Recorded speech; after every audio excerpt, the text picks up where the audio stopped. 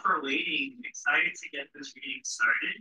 Joshua will help me do the intro for the three amazing readers. Thank you for being here while it's hot. So how this is gonna go is I'll read their official bios all up front to not break any momentum, and in honor of the Celtics winning the championship this year, it's gonna be a little informal. After each bio, I'm going to do my best to compare each writer's work to a Boston Celtics player. So it's be a little off the cuff, the little writing prompt I did myself, so I hope you all enjoy it. If you don't get the basketball references, you just Google it later. Just like so me in alphabetical order, the last name. So first, I'll show you the bio and then the fun basketball essay. Pretty short essay. So the first reader will be Alejandro Lucero. Their chapbook, Safello's Son, was named the editor's selection for the 2022 Cross Plays competition with Bull City Press. His latest work appears in Best New Poet, Cincinnati Review, the Florida Review, Rhino, and the Southern Review. He lives in Baltimore, where he teaches in the writing seminars at Johns Hopkins and is an incoming managing editor for the Hopkins Review. So my favorite poems from the chapbook were Pop Quiz with 9 Inning Sweats and Reverse Pregnancy. Both are very playful, poetic highlights that mimic Jason Tatum's creative passes after driving to the rim. The poem Reverse Pregnancy unfolds action in reverse, showing a writer confidently in control of the image on the page, like how I watched Jason Tatum in control of his handles. When reading Alejandro's work, I was astounded by how much the language can ruminate on family, namehood, and legacy. Here are 2 quotes I put out. Quote 1, what did the soil of our name taste like to you? Quote 2, I'm idling, slow trying to sleep off of childhood. So when I think of Alejandro's book and their work, I'm also thinking about the legacy of Jason Tatum.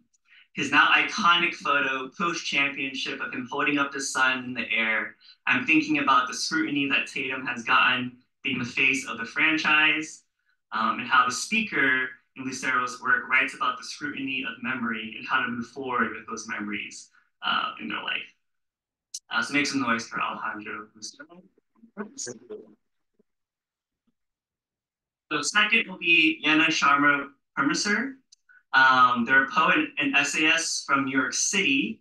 She's the author of Until I Learned What It Meant, From Where Are You Press, When I'm Not There, self-published, Our Synonyms and Epic, Party Trick Press, and VIRAHA from Game Over Books. She holds a master's degree in theological studies from Harvard Divinity School, where she focused on South Asian religious traditions. Currently, Yena works as a content manager at AppSumo. As a former Queens Teen Poet Laureate, she never thought she'll leave New York, but now she lives in Cambridge, Massachusetts. You can find her online or by the Charles River. So when I think of Yena's work, I think of Jaylen Brown and his strong stance and his defensive prowess. He won't back down from any offensive player, and I feel the same energy in the confident language of Purmasir. Her poems have some incredibly strong opening lines, and their declarations as emphatic as Jaylen Brown's in-game dunks. So here are a couple of favorite first lines I put out. There is a world in which I die. That's the first line. There's a cave inside me, I live there. You have turned my world, my Atlas man. And my favorite first line, the bird inside my chest is screaming at me. The juxtapositions from Yena's lines feel like blocks from Jaylen Brown, momentum shifters, game changers, a Volta dispatch from a writer aiming for the top prize. Make some noise for Yena. Go excited. Next, we have Jess Yuan, a poet, educator, and architect. She is the author of Slow Render, winner of the Arlie Prize, and Threshold Amnesia, winner of the Yamasi Chapbook Contest. She is a Kundiman Fellow, and her poems appear in Best New Poets, Tupelo Quarterly Review, Jubilat, Beloit Poetry Journal, Pleiades, and elsewhere. She is currently an MFA candidate in poetry at the writing seminars at Johns Hopkins. Oh, that connection, I see it actually. see it now.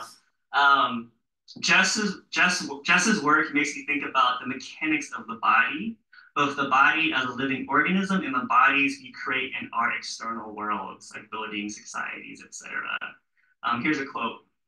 Hoping they have thought this part through, considered the costs, and chose this form for the world, chose it clearly. His architectural brain of Nguyen gave me the realization that she must be the Joe Mazzulla of the poetry world. That's the coach of the Celtics. Methodical, calculated, and understands the practice and momentum. Joe Mazzulla understands the value of ending quarters, and Jess understands the impact of landing and ending, and be consistent in her language that allows us to interpose us, the reader, onto parts of the world we don't see enough. And I'll end with this quote. Still, it will matter at the city's edge and further, where the snow hare must decide whether to cower in meadow browns or winter whites. I'm not deciding. I'm just telling you how hard we all try. So make some noise for Jess. Go for that. Thank you yourself for being here, being posting online. And I'll give for the first reader, Alejandro.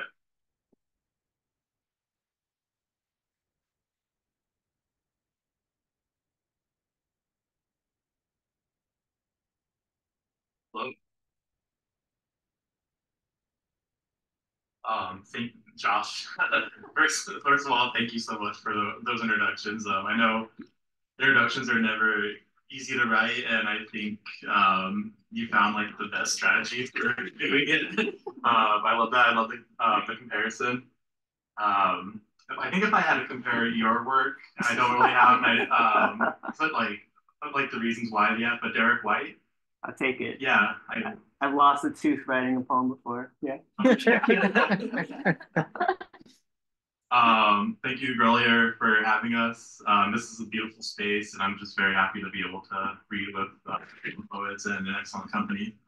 I will just read poems kind of in the order that they come out in the book, and I'll start with the opening piece. When I searched Sapeo, for Carlos Martinez, who discovered and named the Sapeo asteroid. When I searched Sapeo, you and your asteroid pop up above news of the latest wildfire. I recognize the gelled bristles and shadow of your widow's peak. Ignore the report of ash seeping into the water supply I no longer drink from. Carlos, the box cutter kid, you grew up between grocery aisles, stocking Little Debbie's at your dad's store. Why did you name that shrinking stone, stripped by atmosphere, after our hometown? Why not your mother? Hell, why not the red beads of the pigweed's wind-stripped vine? Those flowers our ancestors picked off their socks, private gardens between the boot and hem. I name my torn-up sneakers Sapeo shit kickers. Give friends with one last chance the last name Sapeo in my address book. Driving home blackout drunk is calling a Sapeo taxi.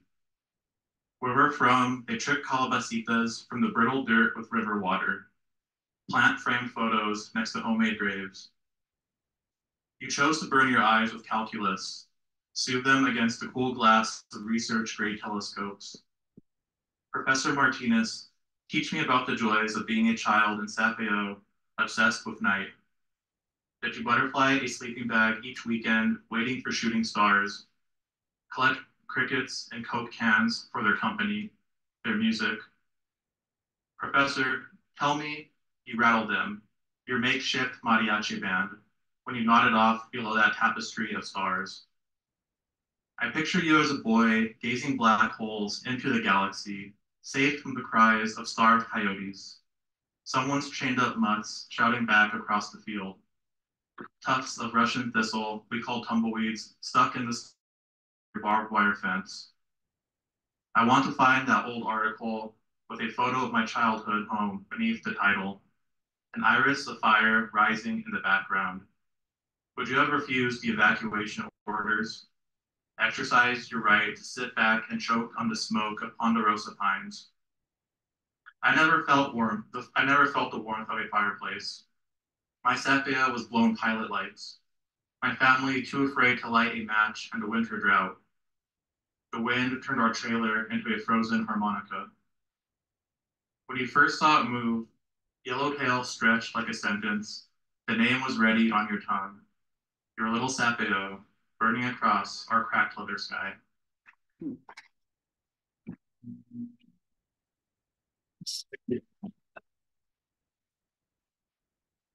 I'll follow that up with the shortest poem with a somewhat long title. Portrait of my dad, the self-taught weatherman, with hammer-blackened nails and grito. His spit-tipped fingers calculate inches of pain. He screamed at the sun when sapeo bone dries. He knows wind will whip our walls, and the sky may bruise into whorls of pink and orange. He reads us promises off a teleprompter. Forecast always comes late at night, above Gentis ailing cry. And Josh, since you mentioned pop quiz, I'm going to read that this one. I haven't read it yet since the book came out, so I'm excited to do so. Pop quiz with ninth inning sweats. When did you last hug your mother? A. Before she spoke and I yelled, the word spun from my mouth like a screwball. B. After the stitches of the word bitch came loose in her glove. C. After the leather softened. B. We didn't hug. Where? A. Beneath contrails too high for her cut straw to reach. B. Above the bottle cap that got pressed into my left shoe. C. At the edge of Ginevra Park where we once played catch. D. All of the above. What were her eyes? A. Fossils. B. Person in the street. C. Two Percocets lost under the couch. D. Short comas. And her tongue? A. Still veined, curled like a monstera leaf. B. Dry as her toothbrush. C. Twitching behind her laced lips. D. Missing in photographs. How would she finish this sentence? Hello, A. Boy biting the hair from his knuckles. B. Answer me. C. I'm your mother. D. I'm back. How long was her hair? A. Her ears shivered. B. There were knots. They could snap the teeth from a comb. C. It woke me up once. D. It wasn't there. What was her job? A. A botched C-section and bloody hospital sheets. B. The leading role in 911 calls. C. Both A and B. D. Controlling the steep pitch of a heart monitor. Do you miss her? A thing she once told me was to always be the same person I would like to see first thing in the morning and to never force an ending. D. On most days.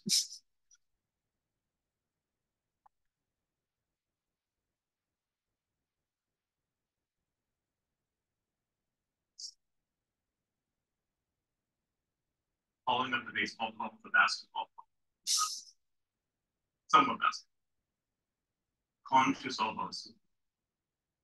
That's all the Spanish my dad taught me on car rides from basketball practice. With your eyes, son. Use your fucking eyes. Another sharp bounce pass slung through my hands out of body. I'm watching the play unfold. My dad in the bleachers, the coach's whistle vibrating off our skulls. Con tus ojos, son. The car otherwise quiet. I felt 6 again. A voice that without much hair below the eyes. That day, in my sister's bedroom, we played with her Barbies on the floor. The back of my thighs, itchy from the hairs woven into her carpet. Aaron Carter, shirtless and hookah shells in the ribbed poster above. With his voice, Dad kicked down her door, told me to never touch those thin plastic legs or drive that hot pink convertible off a mountain of blankets again. He marched me out to the kitchen, white knuckles steering my shoulders towards the chair he pulled out from under the table like a root 6 years overgrown in dirt he didn't recognize. He made me watch him peel all the green chili from our freezer. Watch how I do it, son. He pinched the sim so tight, the nails in his thumb, and the nails of his thumb and forefinger lost all their pink. With my eyes, I saw the softness in his blood harden into white. Seeds too hot to touch fell from the hips. On mis ojos, I saw him becoming the man he wanted me to be.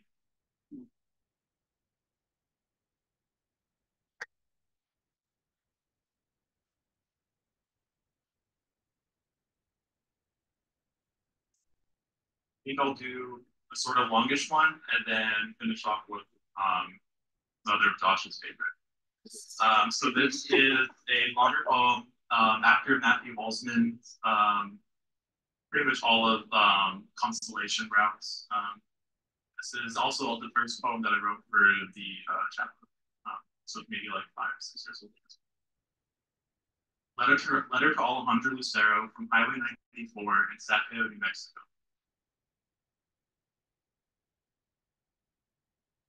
Here, your grandma still shares her savory sopapillas with you, often offering me a bite too. She still sees you, her young pinto being, through the screen of her favorite window, playing tag with those wild rabbits you can never touch. She worries you won't see or hear the cars speeding by. I want to tell her you're not here, that I let you be less. But would she believe me? My concrete and gravel, all crocodile crash from years of being rolled over? I wouldn't. Alejandro, this road, my road, has been silent, tranquil, still as adobe pots in a windless home. Does that bother you? You who grew up near my stretch of mile markers and rumble strips but left, moved faster than water over windshields, faster than the clouds packing the rain we need. I remember bringing you home on a nosy school bus, yellow like the egg-washed sky we shared. Now I hear only bug-bitten leaves dangling on an outstretched branch. Your grandma still sits in the quilt-covered recliner next to her fireplace. I watch her. Someone should. I even watched the embers of pine wood she had to axe down alone flutter against the warm glass window, like flies in a jar. She jokes about soil so dry it wouldn't recognize a water drop, about how she farmed snow peas till her shells wouldn't snap, and about being trapped in the land of enchantment. She never hears, but I'm the only one who laughs.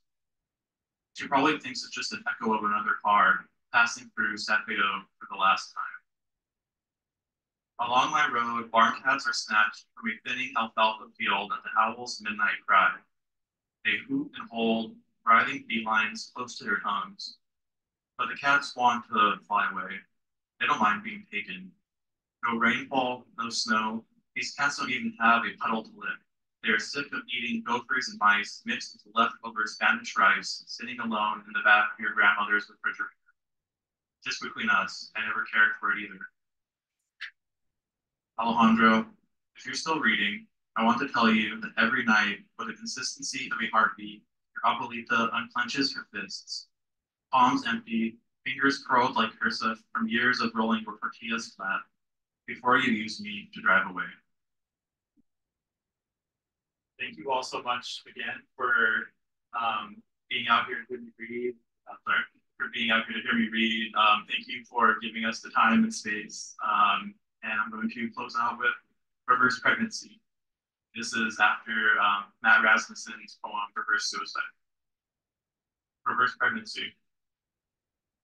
A doctor zippers mom's belly together with a scalpel, takes back the scar. Dad lets go of her hand and runs out the delivery room to erase his name from the ER clipboard. He drops mom off at home before returning to his graveyard shift. I curl into smaller versions of myself. My fingers smooth. Mom's ankles deflate so much all her friends stop asking about them. A new crib gets dismantled with decreasing frustration. A carload of diapers is restocked on the shelves at Tito's Quick Stop. Mom inhales the words, I'm keeping it, rubs her last cigarette against the wall and pellet cherries. The bottom of Dad's fist lifts the fracture from a dinner plate. Lines fade on a test strip. They undress, fall back into bed. The cells of their love fall apart.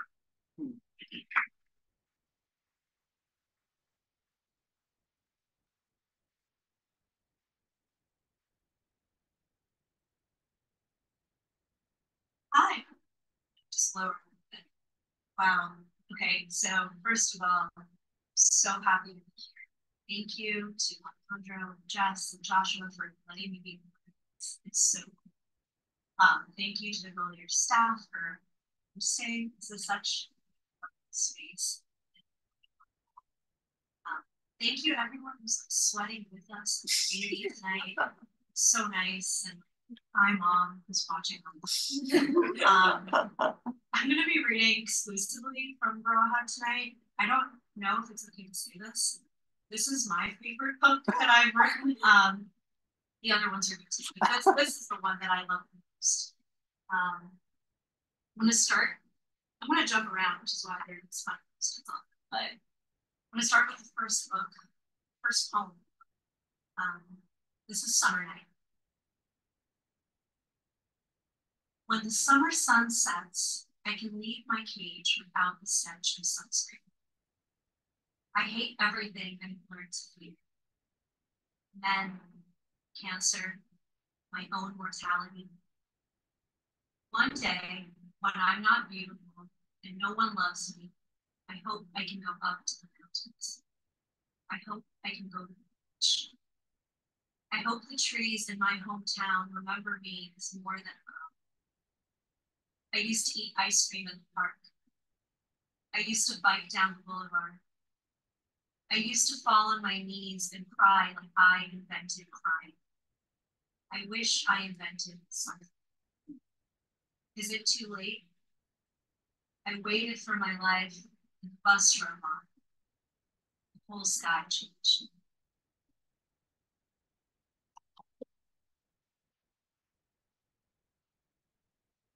So VIRAHA is not an English word.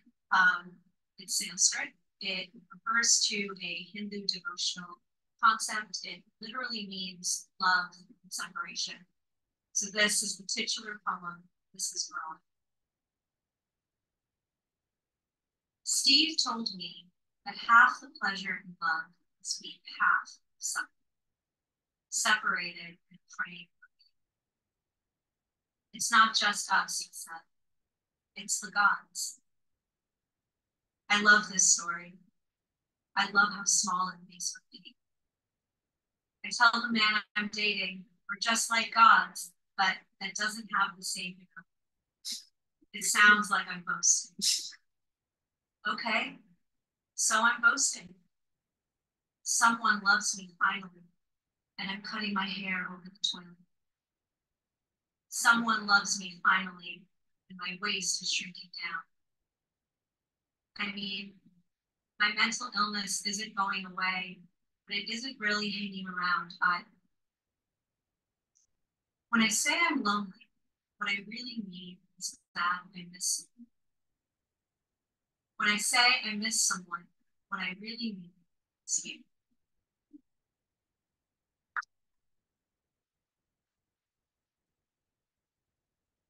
This book is technically a Sagittarius, but which means its birthday is in December for anyone confused. But there's a lot of summer peppered in throughout this collection. So I wanted to read one of the poems that encompasses my history of summer. This is the second mountain. The year after my first summer at camp was the summer immediately following Miley Cyrus's release of Climb. This was back when Hannah Montana was still alive, back when I was 16 and in Denmark, where the word for mountain and hill are the same. And hiking meant watching one teenager fumble with the compass and another with the lemonade. Before we went off course, I got a tick bite on my neck that Ilsa tried to remove with tweezers in a national park. But she couldn't get the head, not even when Clay held a flashlight like a halo over me in the persistent July sun. No, later, after we ate 3 dinners of rice and cheese and carried our packs over our heads through a street the size of my confidence, I had to sit in the infirmary, stinking of tea tree oil.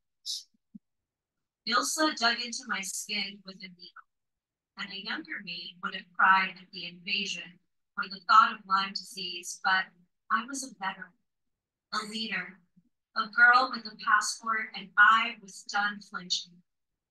I called my mom only because I was told to, and she said, "Don't they have hospitals in this country?" And I said, laughing, because the distance between us made everything ridiculous, "Mom, it looks like a higgy." The summer before, the girls in the next tent gave each other higgies for practice, for pleasure, or the beat of it all, which, if you remember being 15, you know was grandiose. That was an American camp on American soil. And it was the Danish girl who bruised the biggest. The girl from Jersey who laughed so loud, even us New Yorkers were envious. I can almost see that farmhouse, but the rest of the song is out of reach. If I think too hard, Hannah stops screaming. I learned a lesson in girlhood that summer that doesn't make sense out of the wilderness. No one could believe what we did to survive. How the least adventurous of us could break down an axe like a fucking thunderclap, and given the day, we cried together like a monsoon. In English, is there a word for a group of girls crying? Is that word stop?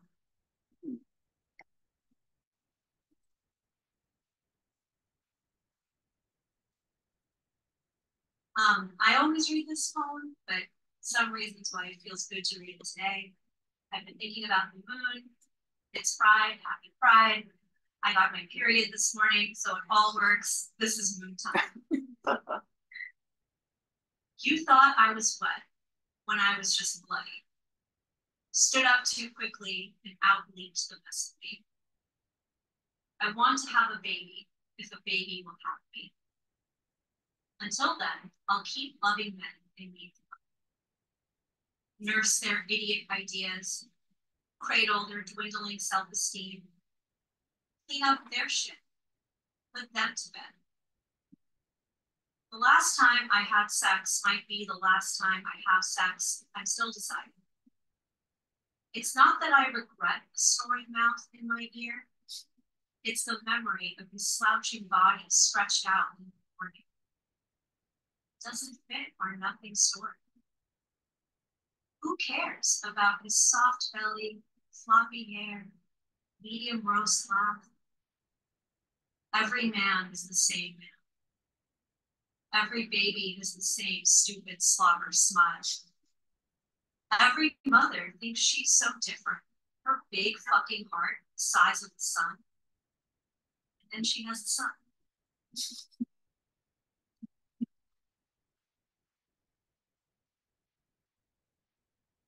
Acting red. Between those is the color red. This is my cardinal. And Joshua liked the first line.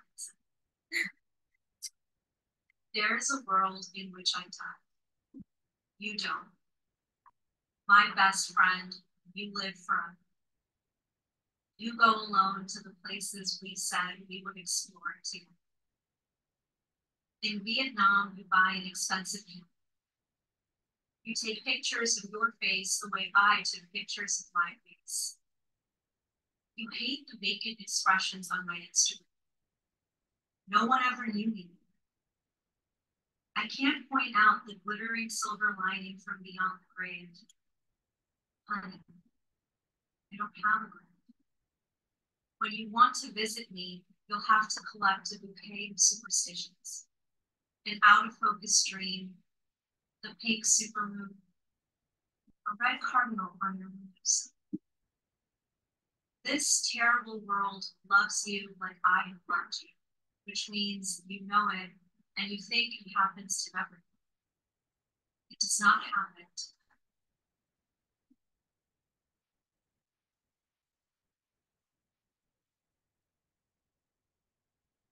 Now we're in the land of birds. This poem is called Shloka in Birdsong. Shloka is a type of verse. It's the form that everything the epic is written in. I took great liberties with saying that this is how it would be in English. Yeah, Shloka in Birdsong. There are two birds on a branch, and one eats its heart because it can. because the heart tastes good, like home. Not everyone likes home. The other bird watches. The other bird is never hungry. The other bird wants for nothing. There are two birds on a branch, and you would think the branch has no story. This is the song of two birds, always together on the same tree. Don't worry about the tree. There are two birds, and the love between them is nothing like the pattering of a hummingbird's heart. It is the endless noise of quiet that slowly seeps its way into everything. There are two birds on a branch, and in one version they fly. Their perfect bodies like an arrow in the sky. There is one arrow in the sky, and there are two birds, and then there is one bird. The other bird is gone. The other bird with its beautiful red body has more red than body. One bird cries, and it breaks the mellow of the riverside. One bird without her mate, an incomplete pairing, a metaphor with no reference to a real thing. One bird, and you want to look away, to find the arrow's hand and curse the man who is like any man. This is not about a man. There is one bird, and she screams into the abyss of solitude for the injustice of all things. She is one bird, and we will never know which bird. If she ate the fruit of life while her lover looked on, or if she looked on while her lover, stunning and indulgent, bit into the most fleeting ripeness. It doesn't matter. There are two birds. There is one bird, a branch, a tree, a river, you, me. We sit together in my open heart that overflows with birdsong. I am your sweetest thing, and you, my companion through the universe. I see the glory of your crest everywhere. When you are gone, there will still be hills and mountains and waves. When I am gone, you will eat the heart out because you can. Because the heart, loved and loving, tastes good.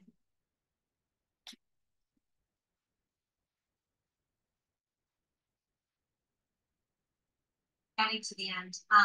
Two more. I think a lot about mythology in this. I like play, creating my own.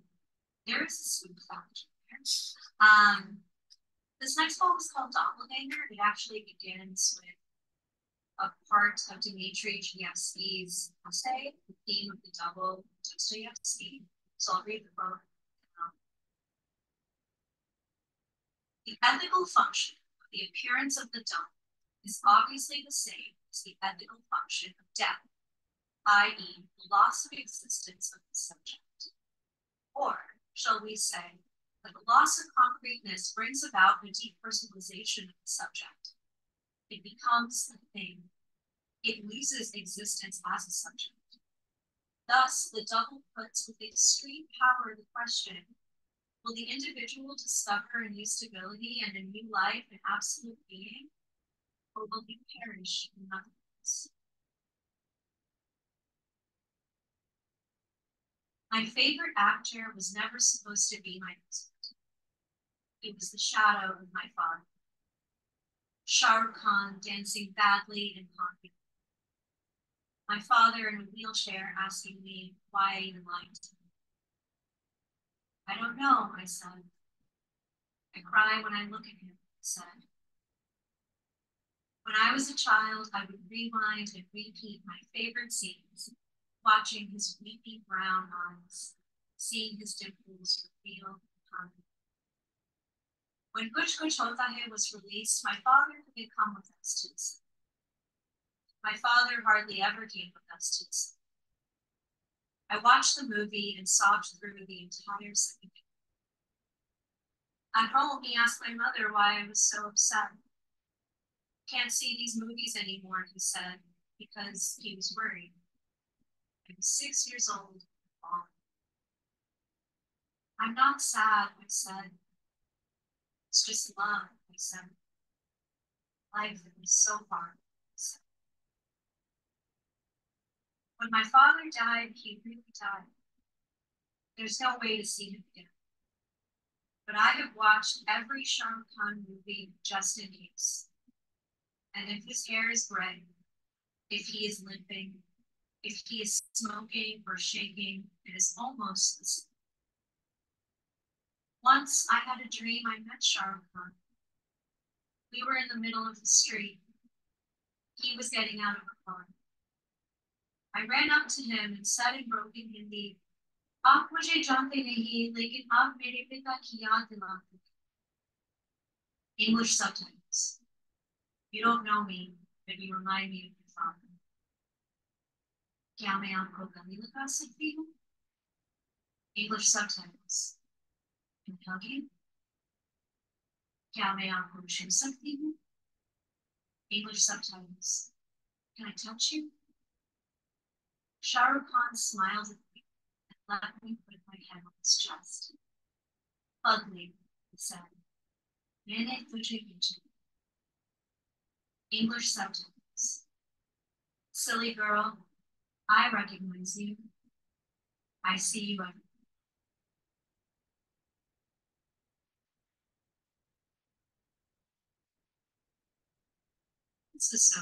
I'm so happy that I get to do stuff like this. I'm really, really grateful to everyone here for making it possible. So thank you. This is my last poem. It's called Protection Spell. I offer it to you. You are a city. I am you. My best thoughts will follow me. You round the corner of the world, and there, against the leaves, is the tide of peace. May no one ever hurt you. May no one ever want to. In my clearest dreams, you move through a mustard field easily. Real love is yellow. You blend in like a star. I told God about you like God isn't in charge. In my strangest dreams, I'm in charge, and the universe echoes my sky. My religion has exactly 2 rules. There's always someone like me praying for someone like you. There's always someone like you.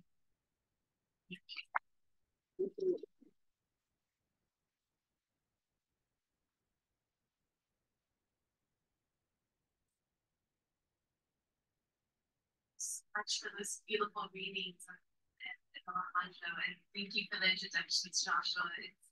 It's so wonderful to be here, and thank you so much, James, and the Grolier team for having us. We're so grateful for everything you do. I'll be reading a few poems from Slow Render, which came out in April, and I'll end on a new poem too. And yeah, I just want to say happy Juneteenth. Happy Pride Month, and thank you all for braving the heat wave. Hope you all are safe. So I'll start by reading a titled poem, Slow Render. This idea of rendering has a lot to do with my work as an architect, which is what I do as well as being a poet. And so this first poem kind of has to do with this idea of like how we render the world. Slow render. Now there is a place in the world that was once in one eye, not my eye either, affixed to the world, hurtling into its oblique like I could ghost through its walls. Would they take me, who threw them out, who grits my teeth at the manhandling of it, hands who rake for the world order of ambition hard and green, on the bed of crushed stone beneath its footings. They want something out of nothing, previous, misshapen plump, rattling its sinew roots, only the lot line holding its shape, a small economy of brush and grasses behind the spliced lattice, everything out of something, some of it, all at once. You peered between the branches and then out the window at the finished thing. The columnar grid imposing the roof but not the view, which was open and of an era which still celebrated the honesty of glass, which let you see everything with the ceiling light's reflection superimposed. To be the perfect one, transparent, to be all shell, all holes.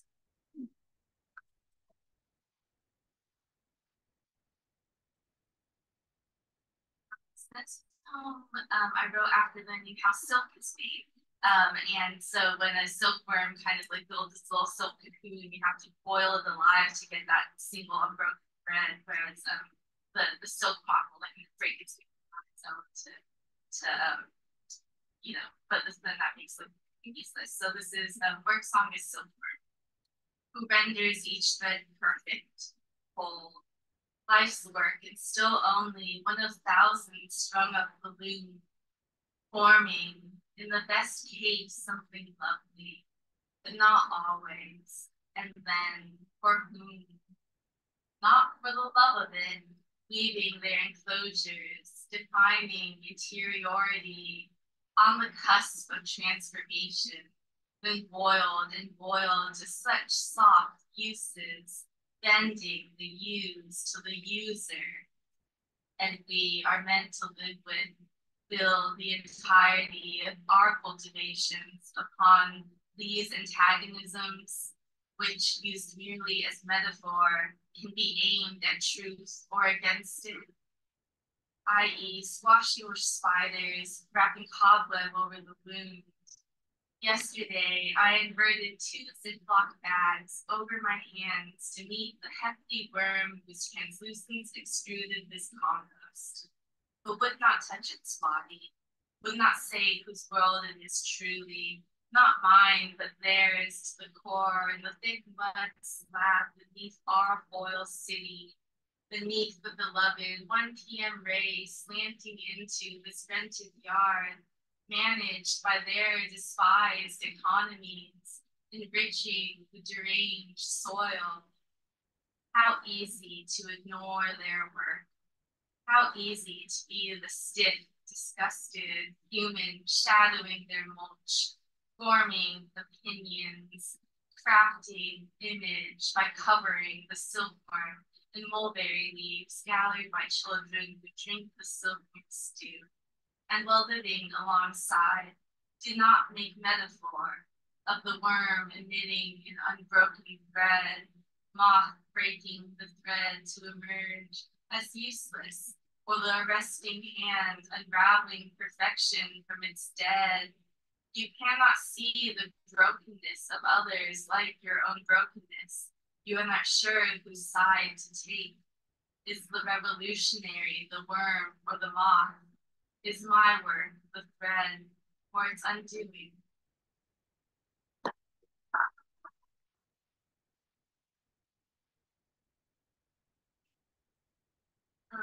This next poem is written for a friend after summer beach day. Imagine those seashore vibes. This is Craft Talk on Pain for Isabel. Art being also the years I spent laying plots for scraps of kindness. At 5, gouging my knee on the slip and slide's plastic anchor, watching surprised, basking in sympathy beneath warm featherweight love. So unlike Neosporin, so greedy was I for more care. In the make-believe room of blue equipment, glass skin, iron lung, I imagined myself worth tending to. The ones around me agreed. I peeled off each scab from its jelly.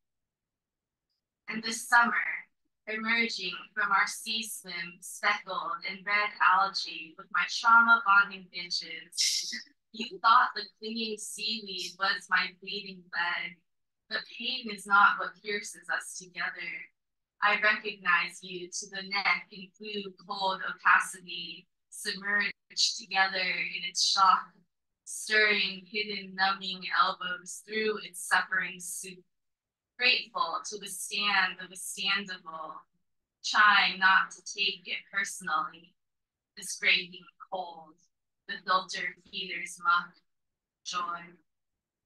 And if I haven't learned my lesson, that's why I can't be an artist yet, owning what I weave from pain, taking offense, taking it personally, unmasking the relative safety in which I imagine myself unscathed, unable to mark even rough outlines around the image of real safety, big blue dream of safety as a hardened plastic shell, water off a duck's back, hiding behind the ones who will hide me.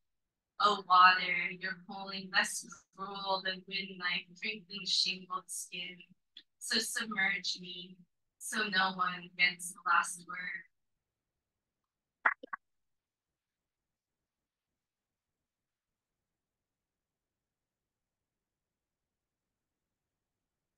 Next poem is about the landscapes of my childhood. Where I grew up, there was this bike path that I rode through every morning to get to middle school one way and the other way to get to high school. So this is kind of about that setting in California. California Gestalt. How small the rains that feed that city, that settle its dust in high, flat glare. City leaning back in its chair against the coastal ranges. City paved smooth and level to the concrete drain of the channelized river. So little of it and so confined. I went past every morning and also believed there was one way to manage land and water, to follow our inscription downhill, mountains to sea, where river strokes the philosophical hollow, memory sinks a pale thread of fruit, the yellow streetlight booming. Wet hedge square clipped in the breath mid-sky, curb licked clean, draining the trapezoidal valley of sun-flat cement. Bodies width of water meek in the light. One unruly patch, clouds of sunflies, frilled inches of algae, a dead rabbit, duckling stepping around it in their slow march to Newport Beach. Now I am the duck, remembering the water as conveyor belt, chorus line, arrow glittering with dew. Now I am the rabbit and I've had enough. Water and no water, detritus, desire. I will burst through the pores with one more helping of life. I will spill over the lowest railing. Could I have seen it then, if I had followed the levee to its sand foam mouth, knee deep out to shore? Would I have caught its meaning? Would I have known who sat behind my eyes and placed this image high on the shelf of that hollow concrete ear?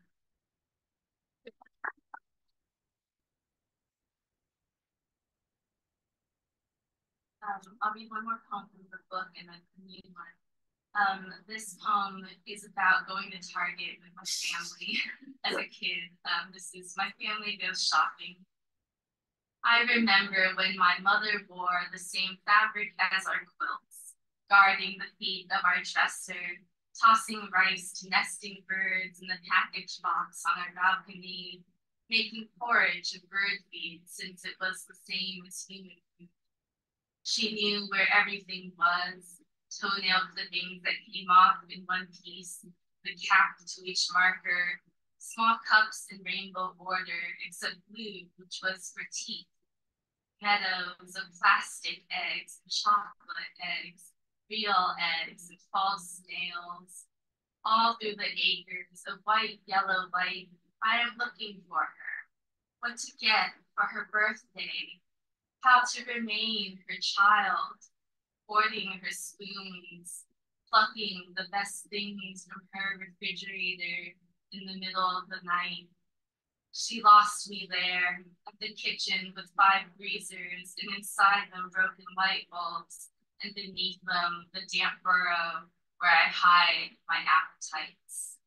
where I return to search jealous and depart from the rest.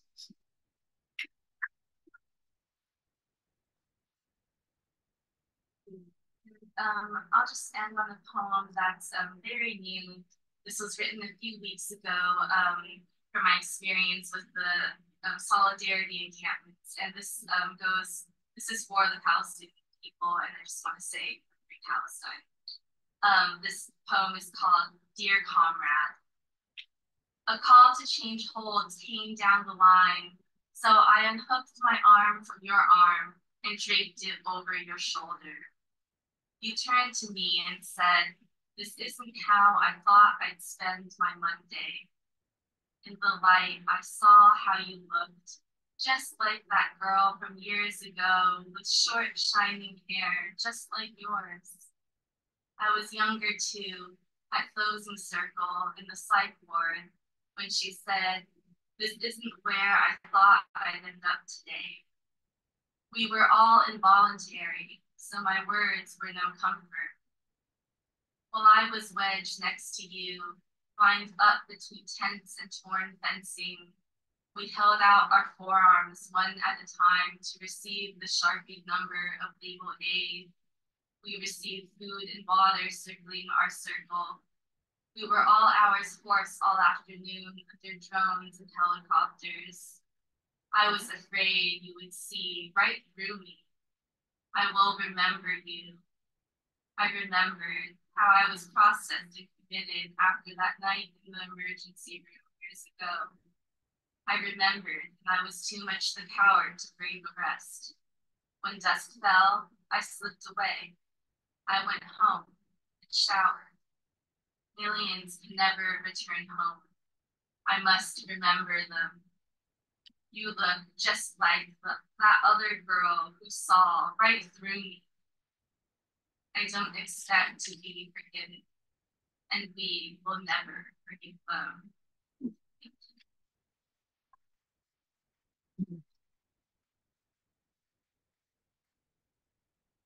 Thank you all for joining us this evening. Let's give the poets another round of applause for a wonderful evening.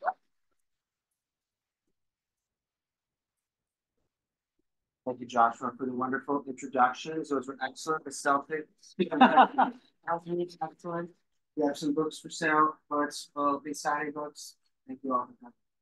You can all put your chairs up against the walls. Thank you. I'm just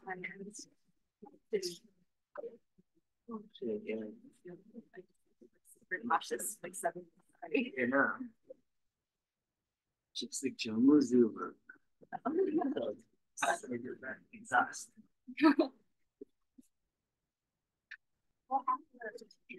Yeah, what's up?